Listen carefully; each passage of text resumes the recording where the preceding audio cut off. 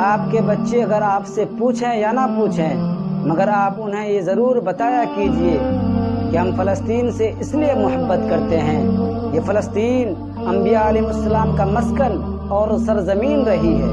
حضرت ابراہیم علیہ السلام نے فلسطین کی طرف ہجرت فرمائی۔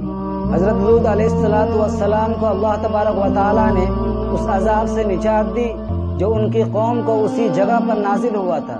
حضرت داؤد علیہ السلام نے اسی سرزمین پر اپنی سکونت رکھی اور وہیں ایک محراب تعمیر فرمایا۔ حضرت سلیمان علیہ السلام اسی سرزمین پر بیٹھ کر ساری دنیا میں حکومت فرمایا کرتے تھے۔ چیونٹی کا وہ مشہور قصہ جس میں ایک چیونٹی نے اپنے ساتھیوں سے کہا تھا، اے چیونٹیوں اپنے بل میں گھس جاؤ، وہیں اس ملک کے ایک شہر عسقلان کی وادی میں پیش آیا تھا، بعد میں جس کا نام وادی النمل رکھ دیا گیا تھا، یعنی